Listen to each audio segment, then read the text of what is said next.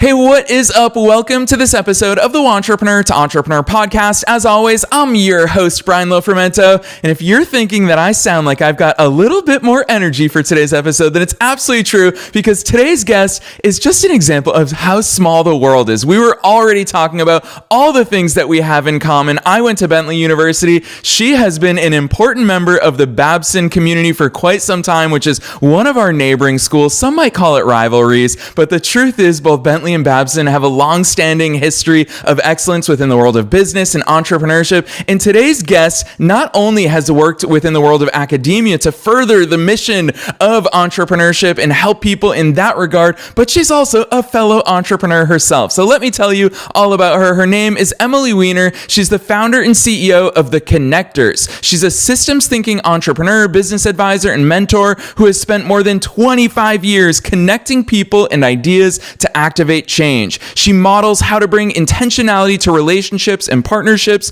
and leaders rely on her ability to connect the dots, especially between people, to help them activate new and expanded opportunities, innovation, and impact. In addition to her work with established change makers and business professionals, she's helped thousands of young people, literally thousands of young people, connect to their passions, cultivate new skills, and embrace societal problems as entrepreneurial opportunities. How great is that terminology for all of us as entrepreneurs? She coaches everyone from teenagers to people in their 60s to discover how they can activate change in any organization, any role, any sector, and any community. So yes, all of you entrepreneurs out there, you're also going to take away a lot from today's episode. Prior to launching The Connectors, Emily was a founding member of the Lewis Institute at Babson College, growing it from an entrepreneurial startup to a multi-million-dollar portfolio of businesses focused on social impact across all sectors and issues. As an entrepreneur, she started her own businesses and worked for a variety of organizations across sectors, including corporate, nonprofit, academia, and politics, though she promises to never return to politics. And I will say that even in my short interactions with Emily so far, I can tell that this is someone who has genuine enthusiasm and passion for all things entrepreneurship. So I'm not going to say anything else. Let's dive straight into my interview with Emily Weiner.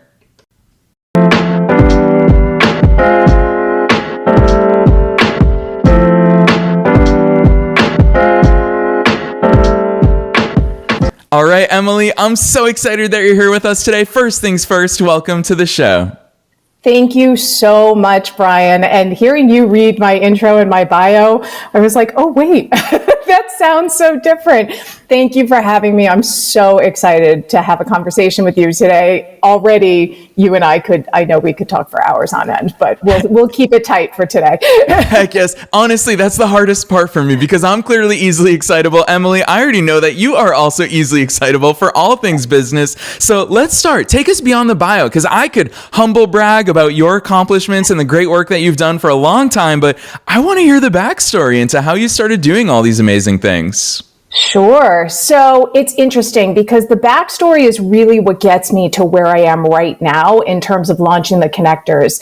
And I sort of say that, I launched The Connectors, and I just formally launched about not even 6 months ago. And I launched it because I realized this is the culmination of my life's work. And when I think about who I am, there's a fabulous gentleman named Marshall Gantz, and he does some great work around the story of self.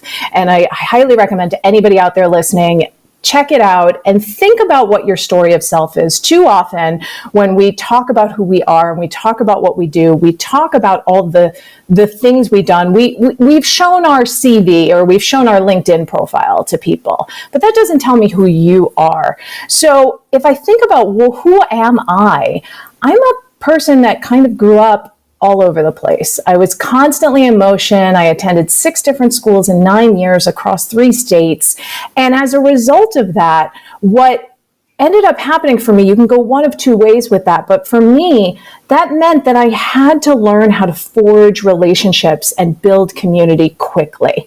I had to learn what all the other people around me were doing and integrate in. Now, my 5 or 7 or 9-year-old self wouldn't necessarily use that language, of course, but that's exactly what I was doing from a very early beginning age.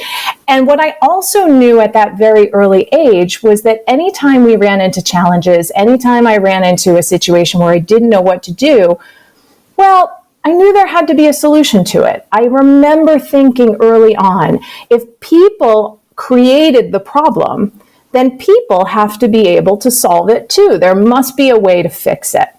And so from the very beginning stages, literally, I remember from being, in early elementary school thinking, the only way I will navigate this life is if I can learn how to connect and find common ground and develop these relationships with people. So I've been doing this from day one. And as I've built my corporate career and academic career and other careers over time, I've been around the block for a while now. It's kind of daunting to me to think that I've been at this for 28 years. But I've been through, in those 28 years, multiple economic downturns, multiple changes in society. The world today is increasingly unpredictable and unknowable. And in every one of those steps, I actually wrote a LinkedIn article about this in a blog post a while ago, that I realized every single one of these twists and turns, whether it was of my own volition or of being laid off or whatever was happening in that moment, every single one of those taught me something, brought me something, and I actually titled the post, "Take the Detour, Don't Forget to Look Up." So I've been blessed. A lot of people would be scared about this, but I say I've been blessed to be able to have so many detours in my life that have brought me vast, expansive networks of people. And it always goes back to people and relationships for me. It always goes back to those connections. So I'm really fortunate to have connections literally all over the world, literally at all ages and stages of life, and to be able to be part of their growth and development in whatever tiny way I can is a gift. And I'm lucky that it has brought me to where I am now. That was a lot, but I don't want to. I can get into specifics of what brought me to Babson, all of that kind of stuff if that's of interest to you. But really, it was being opportunistic in a good way that would allow me to take my next step, even if I didn't know what that step was going to bring me. Yeah, I love that overview, Emily. And I really appreciate the way that you articulate that, because this is the real stuff that in terms of entrepreneurship, we all have. And I'll call out business schools right now, is that when we make our business plans, we think it's going to be that linear path. So we're going to talk about detours here today. And I'm so glad that you introduced that so early in our conversation. But I really want to start with the relationship part of your backstory, because obviously it's at the root of what you do with the connectors. I actually want to read this because I love how particular and intentional you are with your language. And so I'm just going to read this for listeners. The Connectors helps people develop effective strategies for forming relationships, uncovering resources, and connecting dots to move ideas forward. Emily, I love the way that you articulate this, and I'm going to call myself out here, is that in my early 20s, when I was a younger entrepreneur, I remember that people would always introduce me and they were like, oh my gosh, especially when I was in the Chamber of Commerce. I grew up in the suburbs of Boston, and It's a small town, and everyone would say, you have to meet this person. And Emily, I'm an extrovert. You can introduce me to anybody and I'll have a great time. I didn't know what to do with those connections. And I think that that's one of your superpowers that I think you can share with the entire world is relationships are one thing, knowing someone is one thing, but it's that connecting the dots in reference to those relationships. That's where the power happens. Talk to us about that. Sure. Thanks for bringing that up. It's a really key distinction. And thanks for recognizing that. We can forge relationships all day, every day. And we have different types of relationships in this world. But actually understanding how to make connections is the real reason I started this. So I've noticed, especially coming through COVID, I've noticed this before COVID, but especially accelerated during COVID. A lot of people thought, oh, I have a million connections, right? I know so many people, or I'm connected to a gazillion people on TikTok or Instagram or wherever else. And I think that's great. But if you actually reached out to any of those people, or even just tripped over them in the street, would you know them? Would you really understand them? Would you understand their real motivations? So I think we have different layers and levels of relationships that we make with people. And I make a key distinction in understanding how I can best help people. If you're truly looking to make a connection, not engage in a transaction, then I'm the person for you to help you get there. And the distinction I make on that is most people think they're building relationships and connections, but they're actually engaging in transactions. They think, let's say you're an entrepreneur and you want to reach out to a VC firm, and you're interested in getting them to pay attention to you.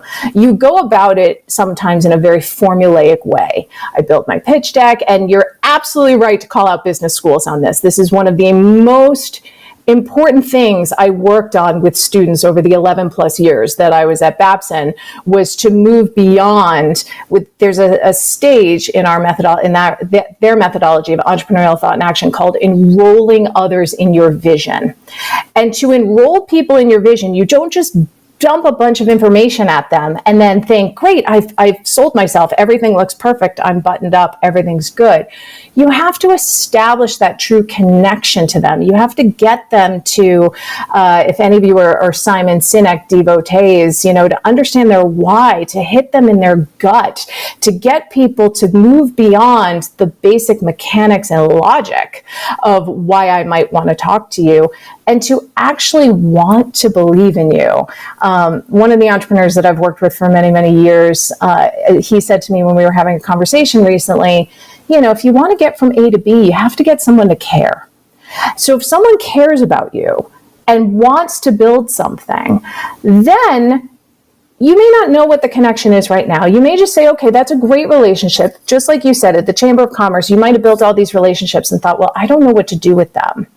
But you hang on to them, right? You say, oh, you're just really interesting. I don't know, maybe someday we'll figure something out. And then the important part of connecting is to then say, I'm willing to let this sit in ambiguity. I'm willing to not just be formulaic about how I'm going to ask you for something. I'm willing to hold on to you because I don't know, you're just neat, I'm neat, we kind of like each other. I don't know, maybe, Brian, if you and I hadn't met this morning, or we meet this morning and then we think, gosh, you're really cool, we should do something together one of these days. And we may not know for 10, 12, 15 years before we figure it out. But then all of a sudden I'll be like, Brian, I want to connect you to this because I think it would be a great opportunity for you. When you connect with people rather than just collect people, you actually metabolize who they are, you metabolize what they care about, you think about it, you have that ability to say, oh, you know what? This is a great opportunity, and you're willing to gift relationships to them on their behalf. So you might be in a conversation and say, gosh, I'm not the right person for you on this one, but I think my friend Brian might be. Let me make an introduction between the two of you. And that only goes to perpetuate the good connection that you two will have that will then further yourself, because eventually those will come back to you. It was a very long, circuitous way of answering that question, but no, it's really powerful. Emily, I'm going to call out even the verbs that you choose when you're talking about gifting relationships to others. It's that attitude. Really, your mindset is on full display in the way that you talk about these things. And I think it's particularly important. I'll say, as a podcast host, anyone who hosts a podcast, we all get at least a few dozen pitches every single day in our email inbox. Everybody wants to be on our shows. Everybody wants to sell YouTube optimization services to us. Everybody wants to pitch everything. And I think it's true for most people, not just podcast hosts. And so for me, again, coming back to being easily excitable, Emily, the few people who take the time to be like, hey, congratulations to the Boston Celtics for winning their 18th championship, you've got me. Now we have a personal connection. And that's so much more powerful to me, at least, as someone who's very passionate about the things that I really like in life. That's an instant connection. If I meet a fellow Albanian, for example, last night I went to a Thai restaurant owned by an Albanian guy. Who would have thought? And he gave me a free dessert. And that's like a genuine connection. I'm going to leave him a review on Google Maps today. And it's just so cool how those connections come about. Emily, what are those ways? Calling two of them out, nationality and sports, those are always very easy. What are some of those natural connections that we can find in people? You and I, for example, hit it off right away with the Babson-Bentley connection. What can people lean on for these? People can lean on anything for these. A lot of times we think about, I must have a checklist of things that I can connect on. You'd be amazed how I have connected with complete strangers standing in line at the grocery store or sitting at a bar. I am that girl that I sit down at a bar and within 10 minutes, I've got the entire life story of the person next to me. Part of that is inherent in my nature. There is something about me that people feel is approachable and they want to talk to me, and that's great. But you can connect on anything. You might say, oh, I've just taken this trip to London, or gosh, that's an interesting beer that you're drinking right now. What is that? And anything can be used to strike up a conversation. And then one of the key strategies that I work on with my clients is to say, how do you approach the conversation from a place of curiosity, genuine curiosity about the person, and ask questions that are not yes, no, or are not sort of simple, easy questions. But if you get at questions like, what drives you? Or, wow, you might ask someone, oh, what brought you to Babson? Or you might ask someone, wow, how did you decide on the career trajectory that you did? Those are two really different questions. And so coming from a point of questioning where you are seeking to understand, not seeking to get answers or seeking to immediately respond, that's such an important part of connecting. Or ask clarifying questions, right? Sometimes if someone says something, you might pick up on a small thing that they say, and you'd say, wait, did you just say you're Albanian? That's so cool. How did you end up coming to Boston, or what brought your family here? There's sort of any open door that can do this. It's so funny that you talk about that. I have several blogs up on my site, and I know not everybody likes to read. I'm still old school and I still write blogs the old fashioned way. But I have a couple blogs up on my site that actually touch on, and I use a lot of examples that touch on these points. I did a whole blog called Why Authenticity is More Important Than Ever. And if you are a real, authentic human, you will get further. Exactly to your point, you get tons of spam every day. And fun fact, I actually, when I first connected with this podcast, wasn't sure if it was spam or not, but then I was delighted to find out it wasn't. Because there are real people behind everything that happened here. And so I analyzed a week's worth of the spam messages that I get at the connectors, and I sort of teased out the key 4 main points that came out of it and said, how many of these mistakes are you making in your outreach? How many of these mistakes are you making in your communication? I highly recommend, if any of you are curious about that, go to theconnectors.net, click on our blog section. This section, there's a lot of good content in there. And it really walks through, because sometimes we think we're being human and genuine and authentic, but we might be disrespecting someone by starting an email, for example, to someone we don't know with, hey. For generations, that's fine for certain generational integration, but I'm a solid Gen Xer, and I can tell you that for most Gen Xers and everybody above us, if I get an email from someone I don't know and it starts with the word hey, I immediately think it's spam. And so how are you structuring your language? How are you coming across as a curious, real human that wants to connect with someone and wants to learn about them, not just a formulaic, okay, maybe if I have the right conversation, then I can get the right thing out of this person. If you show up wanting to engage in transaction, whether you think you're doing it or not, the other person's going to know. Eventually, they're going to realize, oh, hey, I'm being used. The example I give all the time is, the difference between transactions and relationships is if I walked up to you on the street, Brian, and we were here in Boston, and I'd never met you before, we'd never come across each other, and I said, hey, will you give me $5?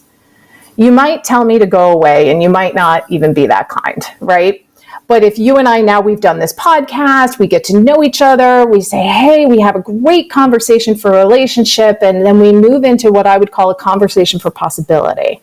And then I say, Brian, you're really interesting. I'd love to get to know you more. Can we go for a cup of coffee sometime? And you'd say, yeah, I'd really love that. That's great. We make an action plan and we go and get the cup of coffee. We get there and I go, oh my God, Brian, I am so embarrassed. I left my wallet and phone at home.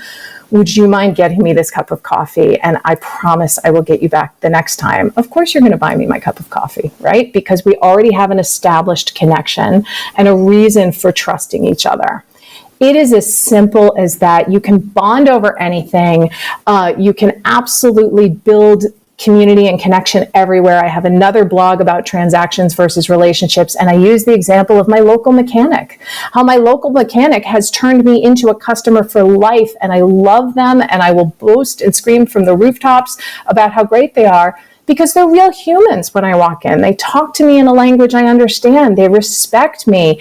They're very clear about what's necessary and not on my 10-year-old car. And, even the gentleman, Paul, who runs the front desk area, always makes you feel good when you walk in there. It's just as simple as being polite, kind, genuine, authentic. We talk about these as aspirational terms. It's really easy to be this way. Just be yourself. Just be a human.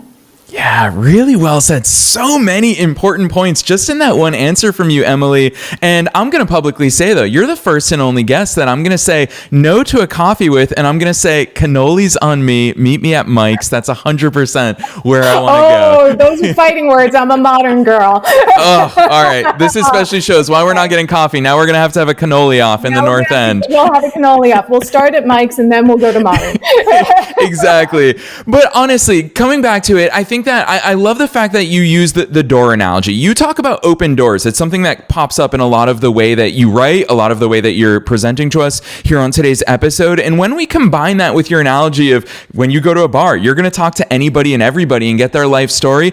To me, it really reminds me of something that I've been told from my mom ever since I was a kid. And this comes down from Albanian culture, where my mom's father, my grandfather, who I never met, but he said to all of his kids when they were growing up, he said, if you take the smartest man in the world and link him up with the least educated person in the world, the smartest man will walk away having learned something, whereas the least educated will have learned nothing at all. And Emily, I think that speaks so much to your attitude, is that you don't believe in there's this hierarchy. And I think a lot of networking events are saying, we're for VC-backed ventures that have raised $1 million. And they only want to talk to those people. Whereas what I'm hearing from you so much today, and obviously it's such a founding principle behind the connectors, is that there's value in all of these connections, all of these relationships. You see opportunities, Emily, whereas some people might say, what am I going to learn from that person? Talk to us about that importance. I think we as entrepreneurs need to embrace this mindset of connecting with and growing with and building with all the people who we come across. Absolutely. So it's interesting because you tease this out in my intro that I have worked with literally thousands of young people all around the world. And I've done a program for the last, 11 plus years called Women to Women International, where it brings 15 to 19-year-old girls from all over every corner of the world to Boston for a 10-day immersion leadership program. I've gone to Belgium with them. I've spent a lot of time. I've done virtual programs for them in India and Pakistan. And I have met some of the most extraordinary powerhouse teenage girls. Everybody thinks, oh, it's amazing what you've been able to teach them. And it is. I'm grateful for the opportunity to help influence them and to still get messages from them, 10 plus years later, talking about the influence I had and how they've now been able to go out and do things as a result, or how a piece of advice of mine stuck with them. That's wonderful. But what most people don't understand is that work feeds my soul too. They teach me as much as I teach them. I will never forget, in the early days of doing this program, there were a bunch of young girls from Afghanistan. And it breaks my heart that we can't have girls from Afghanistan right now because of all of that conflict. And that's a story for another time. But these girls came up and said, we hope you don't think we're bad. And I just thought, wow, what an incredible burden that these young girls have for their history, for their country, that they feel they have to carry this burden on them as a teenage girl. And it is amazing to me, and it opened my eyes, and I said, of course, I would never think you're bad, right? Why would I think that you're a bad person? You're an amazing young woman. I'm really, really proud of you. Anyway, those women to women girls who are now women to women young women, some of them are in their late 20s at this point. I'm watching them teach me. And I did a story there where there's an alum, she's here in the Boston area as well, who I've remained particularly close with. I'm super proud of her, Greta. She's just graduated from pharmacy school. So she's officially a doctor now, which is beyond cool to me. Greta, I am literally old enough to be Greta's mother. I am a year younger than her mother, right? But Greta was the one, when I was going for a walk with her down the Charles River recently, about a year ago now, actually.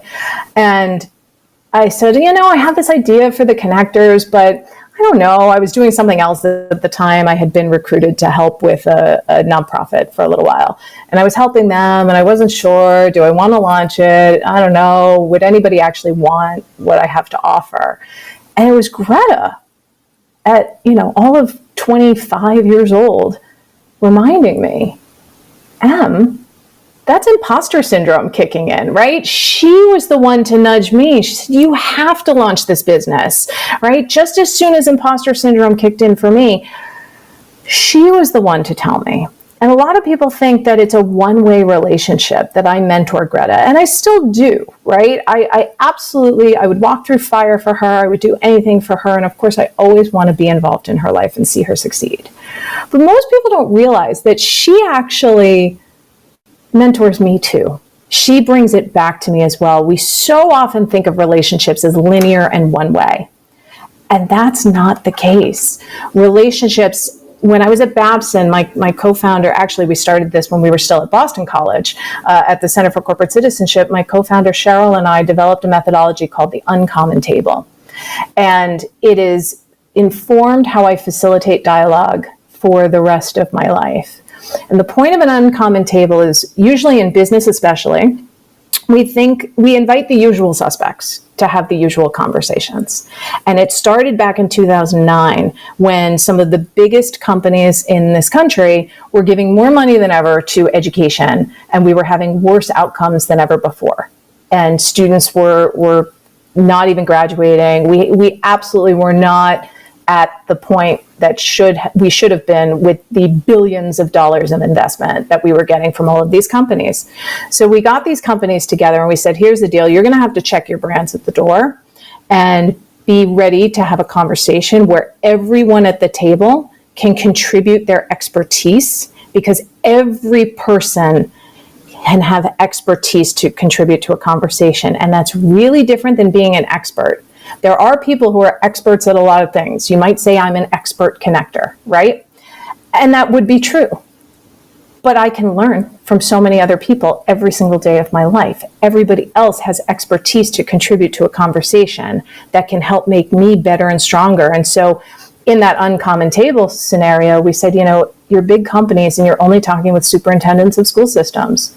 Are you talking with parents to understand the challenges that their kids are facing or they're facing? Are you talking with the local business owners who are saying, hey, you're not graduating students with the skills I need for the jobs I have? Are you talking with infrastructure people and understanding the challenge? Maybe students aren't showing up to school because they physically can't get there because it's entirely unsafe for them to walk to school every day, right? You're not looking at that bigger system, and you're not talking with students either, right? Ask them why things are not working out the way they are. And so when you open up your aperture and when you allow yourself to recognize that every single person in this world has expertise, has a different lived experience, and has the ability to teach you something and inform you or shape you in a different way, all of a sudden, especially as an entrepreneur, we think as entrepreneurs that the world is full of opportunities. All of a sudden, the world is full of opportunities. The world is abundant. The world is full of resources that have the ability to help you move forward and take your next step. Boom. That right there, Emily, you just alluded. It's one of truly the most powerful quotes that I've ever heard in my entire life, which is, we don't see things as they are, we see things as we are. And once again, I want to give you very public kudos and praise here, because I so admire and appreciate the view that you have of the world, because it's showing, Emily. And when we talk about, when we talk to someone, if we have transactional aspirations with them, energy is real, whether we think we're showing that or not. It's going to be on full display. And Emily, I think that you are such a shining example in the way that you've shown up here in today's conversation, that you do find those opportunities because you look for those opportunities, which is why I promised a little bit earlier that we're definitely going to talk about detours. And something that I so admire about your own journey is that you've ridden those. And even the connectors is an example of that, of you saying, you know what, it's time for me to take these gifts that I've developed over decades of an incredible professional career, and I want to serve even more people in even more ways. And so I would love to open the door up for you to talk about those detours. I love the blog post that you made about looking up. As someone who goes on a 10-mile bike ride, at least here in Tampa, Florida, every single day, Emily, most of my generation has headphones. They're not looking up. Their eyes are physically in their phones. They're missing those opportunities. So Emily, please open our eyes to all the possible detours and things we may find when we've got our heads up in the world. Oh gosh, absolutely. And yes, look up. It is hard for all of us. I get addicted to my phone just as much as anybody else does. I'll go out for a walk, and I have had to retrain my brain, especially after coming out of a career path where I was working, 80 hours a week and constantly online and couldn't go anywhere without my phone. I have had to learn to retrain my brain to be able to say, you know what, stop. Go for that walk, get outside, meet people, learn something different today, listen to a meditation, maybe, okay, but I'm still around and looking up and looking around. I got my start. I graduated from college many years ago, back in the Stone Ages now, and I got my start in corporate event production. And the reason for that, people say, like, wait a minute. And people who knew me from my very early career days, when I said I had gone to Babson and I was, starting a center on social impact and doing an entrepreneurial thing, they were like, wait, you're at Babson. So wait, are you doing events for Babson, right? Like, people could only pigeonhole me into that one events world. So I started as a corporate event producer because I was a theater geek. In high school and college, I ended up getting the equivalent of a minor in theater while I was in college. My senior thesis was directing a play, but I'm a backstage theater geek. I'm a stage manager at heart, right? And a stage manager's brain, if you know anything about what a stage manager does, they basically make sure the entire thing runs. They take the director's vision, they take, other input, and they make sure that the entire show, all of the things that are falling apart, all of the chaos that's happening behind the scenes is not apparent to the audience. And from the audience's perspective, everything has just run perfectly, right? They make sure the calls get called at the right time. They make sure everything is running smoothly. The stage manager is, the connector of all things. I loved it so much, and I graduated, and I would have loved to have been a stage manager for community theater, but I needed to pay rent. So overnight, I became a corporate event producer, which is really theater for the corporate world, right? I was putting on these giant sales meetings and trade shows and big, corporate events and customer things, and I was doing these monumental things. It was an amazing job in my 20s, for sure. I was traveling the world, doing huge programs. I did an event at the Louvre in Paris while France was hosting the World Cup, and it was Bastille Day. And, I got these experiences that were amazing. And everyone's like, oh, you live this incredibly glamorous life. I'm like, yeah. And the inside of a hotel ballroom in Paris looks the same as the inside of a hotel ballroom in Indianapolis, right? It's always 70 degrees and fluorescent. So I burned out eventually, but I went through and I had this amazing career in corporate event and media production.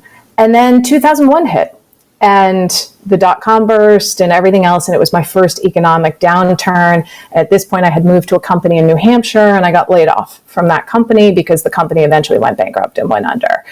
And found myself in a really dire economic situation and thought, okay, what skills do I have? What can I rely on? I'm a really fast typer. So, okay, I will just go ahead and sign up with a temp agency just so I can make some money for now while I figure out what I'm going to do next.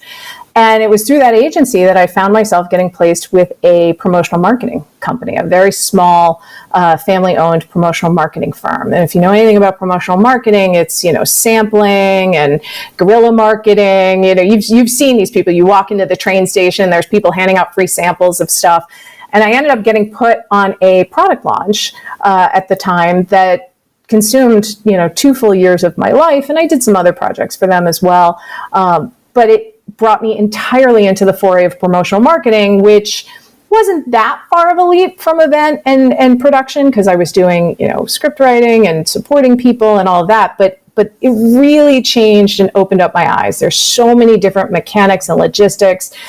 We did a product that handed out 13.5 million samples in 15 months in all across the world, everything from balloon festivals to food festivals to, race car events and tennis tours. And it was a really interesting and fast education in the ideas of sponsorship and promotional marketing. And then that company relocated, and I wasn't going to relocate with them. So again, found myself trying to figure out what I wanted to do next, and found myself talking with someone. Again, this goes back to people and relationships. Always keep your connections. I have a long-standing connection with a guy named Rick Brotman. So Rick, I first met him when I was working for that company in New Hampshire, the events company, and I was his client at the time. And he had a video and media production company. So I was a producer, and I would work with him to create videos and media.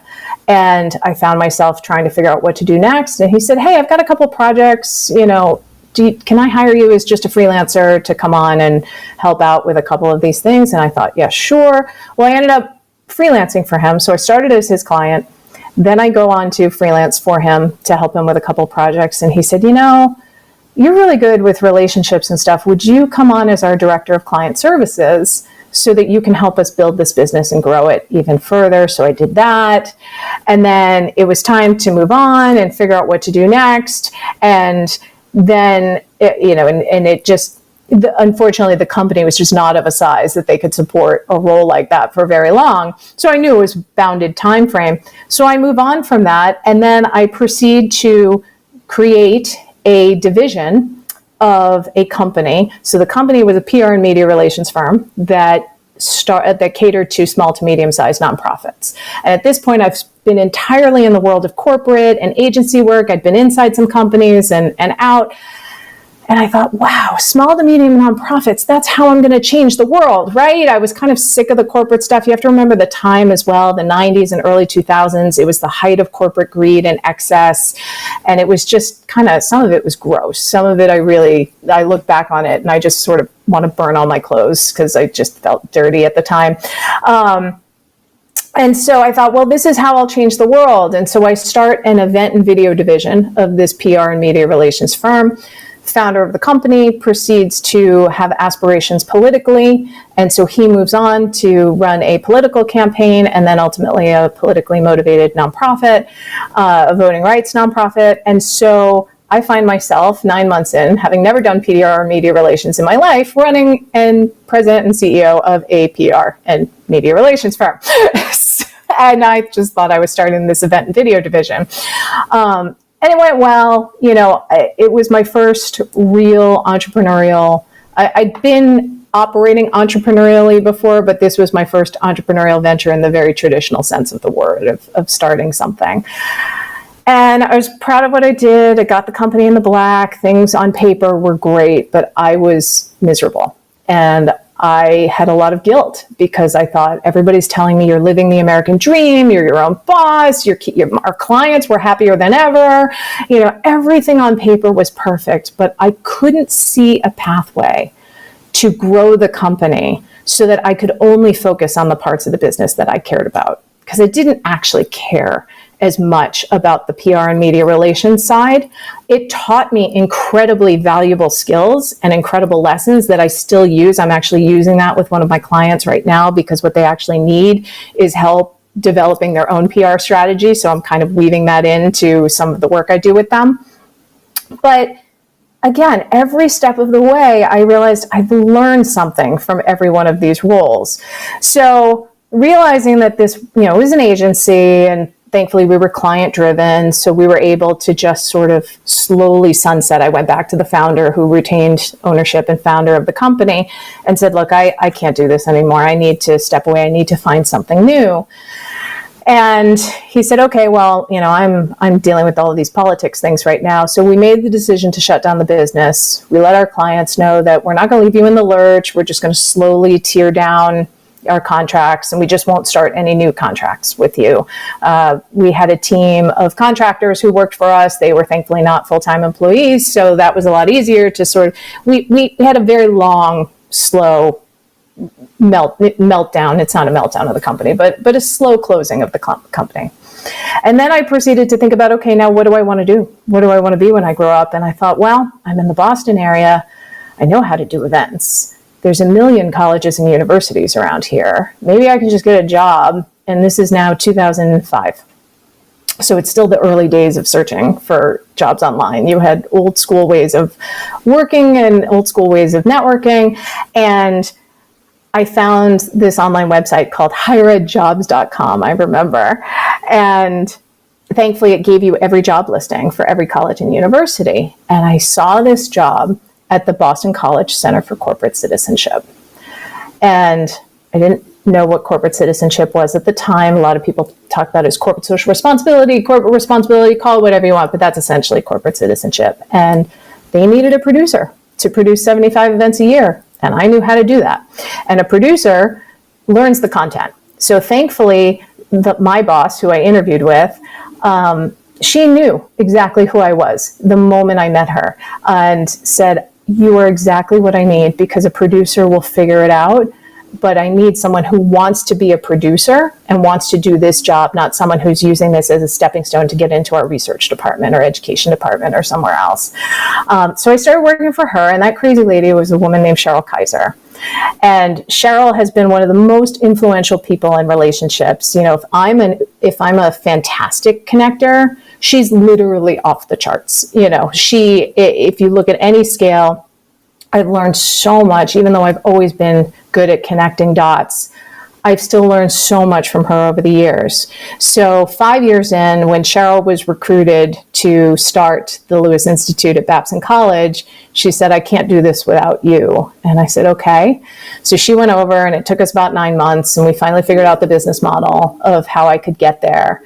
And we started with just the two of us sharing one office, trying to figure out what we were going to do and how we were going to engage.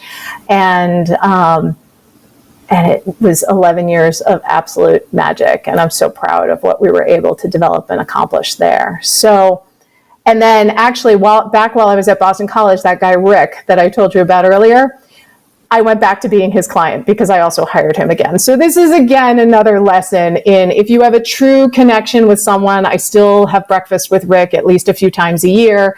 When you have a true connection with someone, it's not bounded or finite or linear. And you never know when your client will become your employee and vice versa. Yeah, Emily, I'll tell you what, the older that I get, the more I really appreciate these nonlinear paths, because I remember when I was 19, 20 years old as a very young entrepreneur, and I would listen to these podcast episodes, it sounded like everything fit perfectly together. And it's because of a very important point that you made in that overview, which is you managed to weave those things into what you're doing still to this day. And that's why I've long, I'm in my mid 30s now, and I've long been obsessed with the fact that we're all being uniquely prepared for things that we can't even envision right now. And I think that when we look backwards, you can make sense of it for us in your own journey. But for those of us who are in the midst of our current journeys, we can't see that future. We don't have the benefit of hindsight. And I think it's a really powerful example of how your career has woven together to set you up for success in all the things that you do with the connectors. So Emily, I will say, I feel like you and I both knew before we hit record here today that we would definitely be short on time. I think you and I could probably do a multi-day long episode episode. But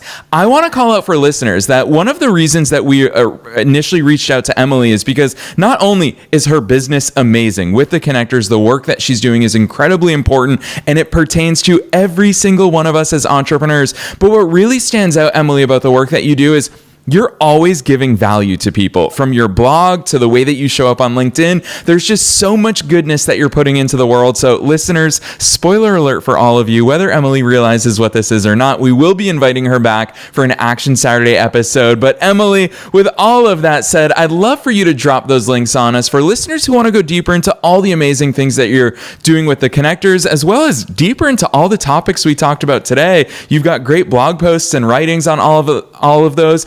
Drop those links on us. Where should listeners go from here? I will. Thank you for that. So the very first thing is go to my website.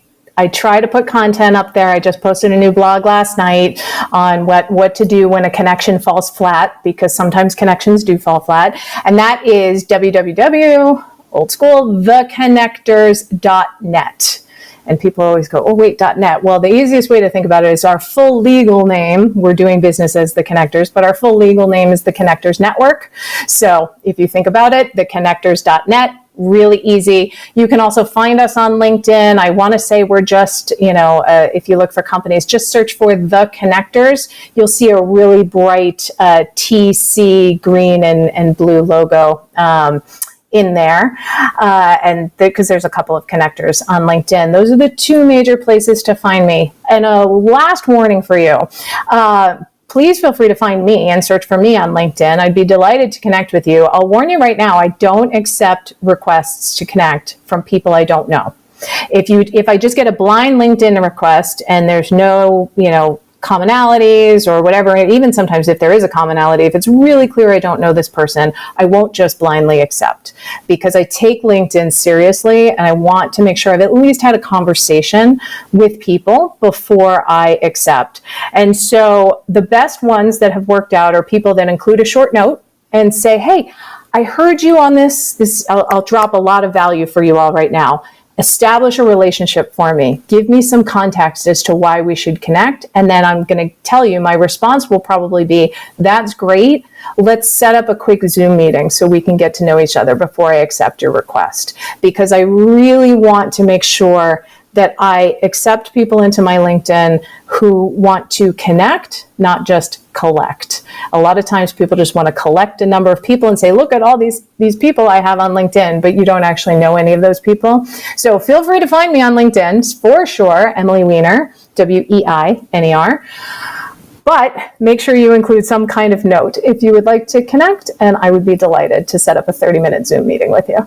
Yes, and to add on to that, listeners, you know that we are making it as easy as possible for you to connect with The Connectors, Emily's business, as well as herself personally. We'll be dropping those links down below in the show notes, no matter where it is that you're tuning into today's episode. And I'm also going to interject here is that if you want to add some context so Emily knows where you came across her in this amazing conversation, be sure to remind her that Mike's Pastry has the best cannolis in all of Boston. She will remember exactly where that reference is coming from. But Emily, honestly, on behalf of myself and all the listeners worldwide, thanks so much for coming on the show today. Oh my gosh, Brian, thank you so much for having me. And I really could talk to you all day. And thank you, listeners, for hopefully this was valuable and insightful for you.